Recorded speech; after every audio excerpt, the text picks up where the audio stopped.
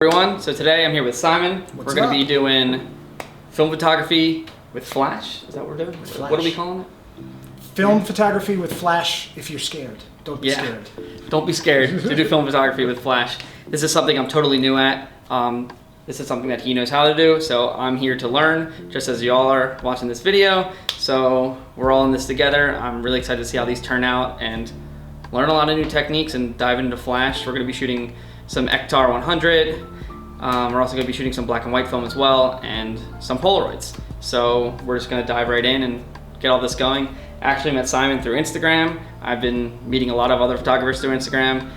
It's a great platform to meet other people, and we finally got together, planned a day, and planned this. So it's like, I'm really loving the film community on Instagram because you meet great people here like Simon, so it's a great thing. And this is a new quarantine skill for me too. I was very much all about shooting with natural light for so long, and it was one of those things that I have the space now, so I was trying to learn how to do it, and the results have been mixed, but we're going to do it anyway. So the first thing I wanted to talk about was, the other thing that's scary about flash is you look at gear, and it's really easy to get overwhelmed with all of the light modifiers and the stuff you can buy. So I'm going to show you my first lighting kit I ever had. It's super cheap, and I can send the links to Jesse and he can post them so you can find them. But most of this stuff you can find on Amazon, and sky's the limit on what you can spend, but you can also do it for under $100, which is pretty nice, with the exception of the flash. So let's talk about that first. So first thing, you can use any normal speed light. I actually prefer, if you're going to do studio work, these are the Godox 8200s. They're a little more powerful than your standard speed light. And they have one feature, which I'll show you in a minute, that is super important, and that's being able to use a sync cable with this. Because most film cameras that we have don't necessarily have a hot shoe, so you can't use your normal transmitter for a DSLR, so there's a really cheap cable you can get, and it works just as well. So we have that. I don't remember who makes this, but this is a basically just a way to mount the flash to a flash stand. And I like it because rather than having to put the hot shoe on and all that kind of stuff, you can just kind of stick it in there like that. We have I forget what size this is, but this is your basic white shallow reflective umbrella. This one's Pro Photo.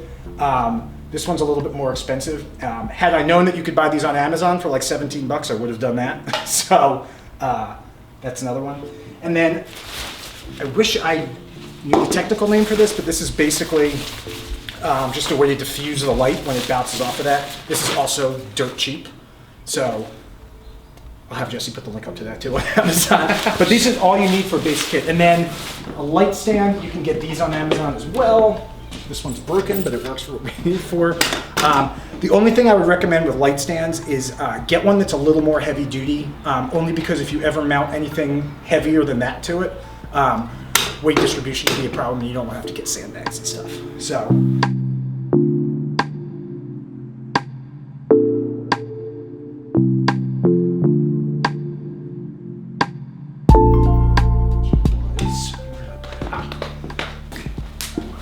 I don't remember how expensive this is, but this is a foldable backdrop that kind of folds up like a reflector would. And you got a black side, and you got a white side.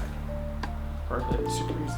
The two cameras I brought is my Hasselblad 500cm with multiple lenses. We're probably going to use all of them maybe. I have the 80, the 150, and the 50. And then I also brought my Pentax 6.7. We'll probably be using the 105, I'm sure. Yep. I also have the 90 and the 45, but most likely going to be shooting just the 105. But those are the cameras I brought. And then...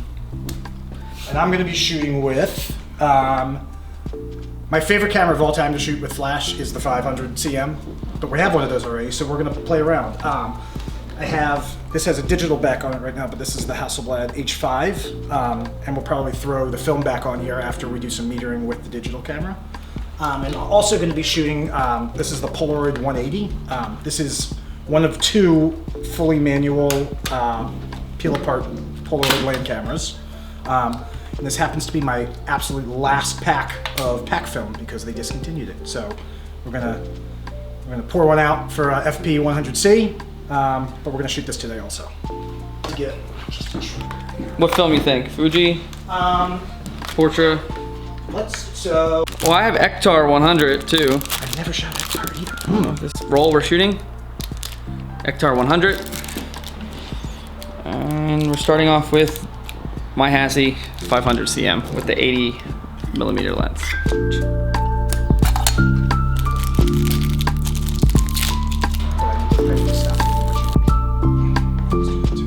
We're talking about metering for film. We have to sort of understand what each aspect of your exposure triangle is doing, because it's a little bit different than if you're shooting in ambient light.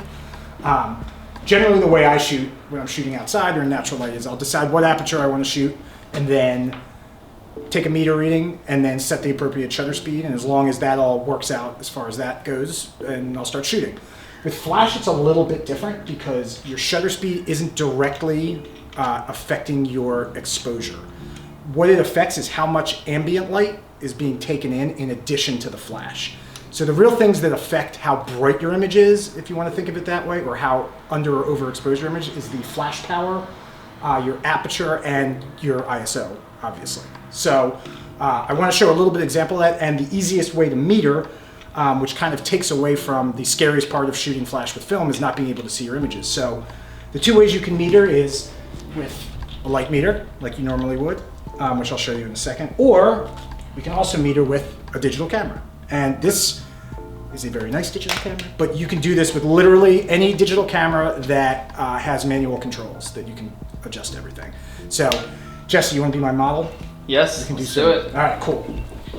So, what I'm using here, this is for the 8200 I showed you, this is just a Godox flash trigger. You don't necessarily need to get this one. I like it because you can adjust your flash power on it, but there are really cheap Yongnuo ones that are relatively expensive. You just need some way to trigger your camera, have your camera, trigger the flash. And I'm going to show you the cheap way to do it with the older film cameras in a minute. You know, there are multiple ways to rate your film. I suggest when you're using a digital camera, you rate your film at box speed. Without getting too technical, if you overexpose your film, that's going to change how much ambient light is actually coming in addition to the flash. So if you want to see pretty much exactly what you're going to get on your screen, set your camera ISO for exactly what you're shooting film-wise. So we're shooting Ektar 100, which I have never shot and I'm pretty excited about. So I'm going to go ahead and set this ISO to 100. I like to find sort of the aperture that I want to shoot at, and in this case for portraits like this I like to shoot at f8 where the lens is nice and sharp, and I'll generally set this at my camera's maximum sync speed. This camera's a little different, and also the Hasselblad 500, and the reason these are a little bit different is because they have what's called a leaf shutter, which the shutter is actually in the lens, and the advantage to that is you can sync a flash at every shutter speed. So this will sync up to 1/800th of a second, the 500C will sync up to 500th of a second. That's good because, like I was saying with ambient light, the faster you can get your shutter speed, the less ambient light you'll have. So we'll get into that in a second. So, but I'm just, as a rule of thumb, I'm just going to set this at the aperture I want, which is f8 and 1/25th, and then I have my flash power at, not that.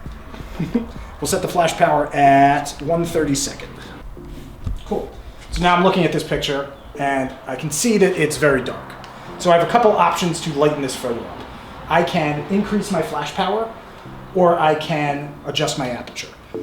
Because I want to stay at f8, the natural way to do it is going to be to increase my flash power. So I'm going to go to 1/8 power. This flash. Let me take another test.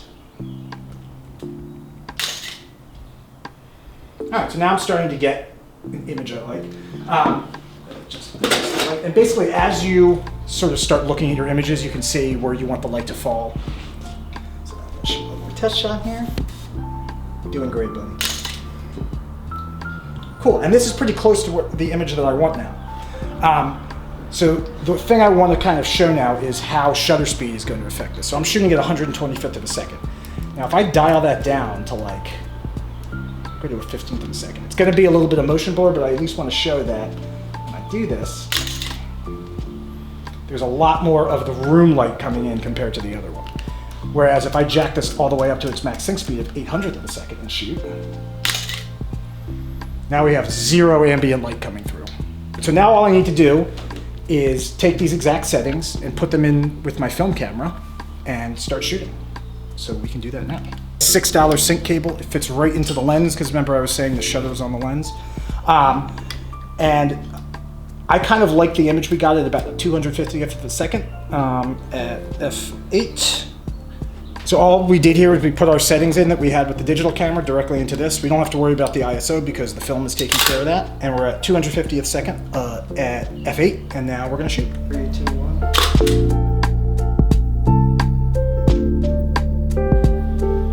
Flash one? All right, we're good. Yeah, dude. It's always iffy with the first Woo! frame. Cool. And then kind of look down.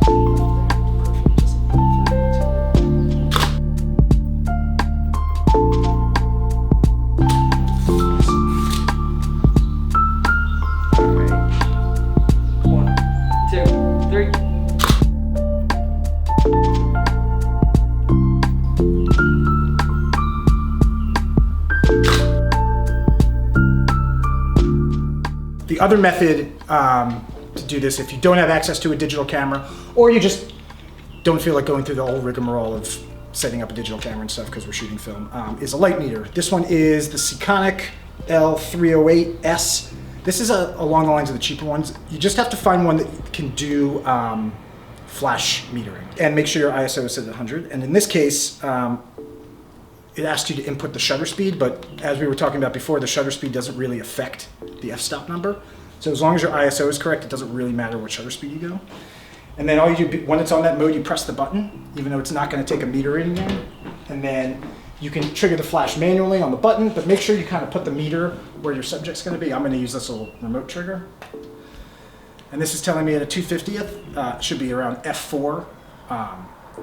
Which is a little more open than we were shooting before, but that's okay with Ektar usually. But now I have 250th at f4, so now we're going to shoot a couple like that and see how the meter readings differ from each other. 1, 2, 3.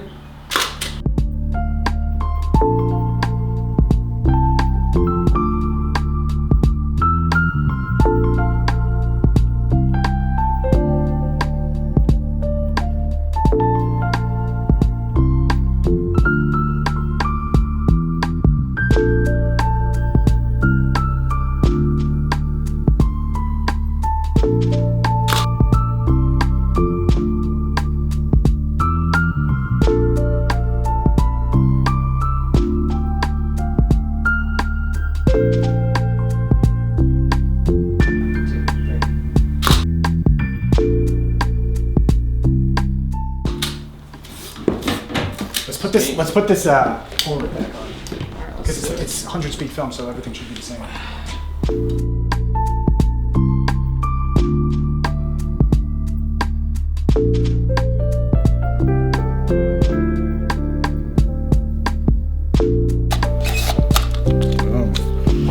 And the cool thing about this, which is different from the Polaroid peel apart, is that you can just let this cook. You don't have to peel it at a certain time, so I just let this hang out for like a couple minutes. Sweet.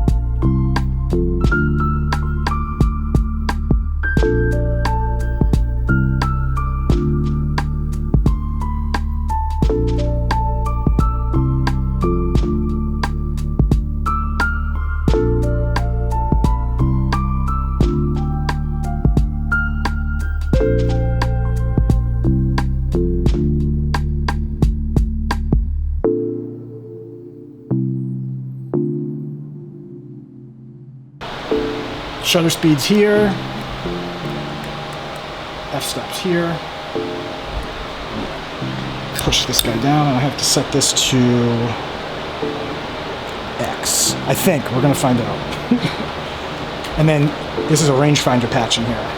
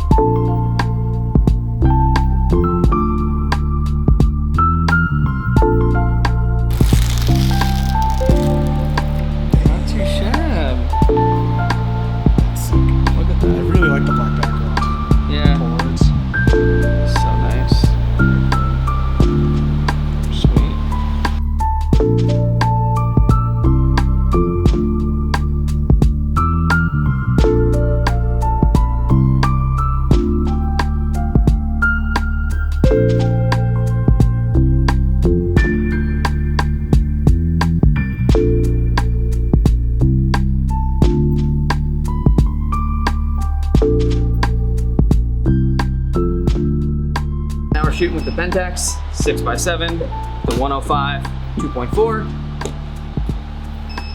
And we're using black and white, what is it?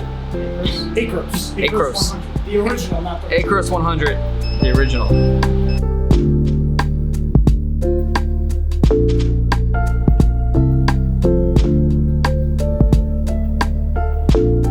So the shitty thing, the not so good thing about the Pentax with flash is that because it doesn't have a leaf shutter and has a focal plane shutter, the max sync speed of this is only 1/30th of a second. So we're probably going to get a little bit of ambient light in here, but I think it was still really good.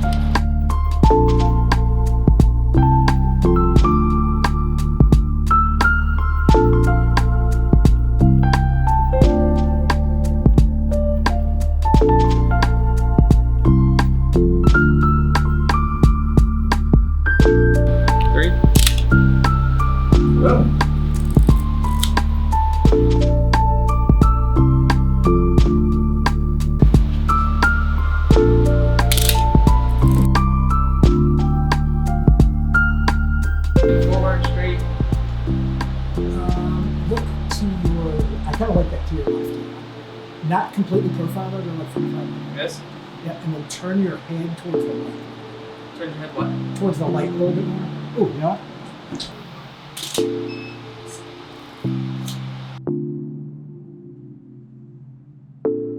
Go into it. This way.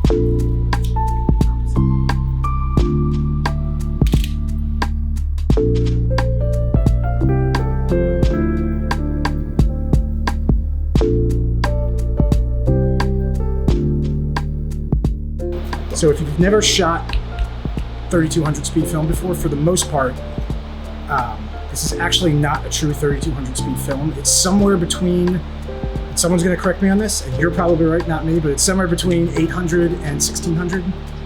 So I like to meter this at about 1000 and then develop it for 3200. It gives it a really cool, not blown out look, but it's really grainy and it's nice on skin tones. And when you're sweating like this, you can't see it, it's great.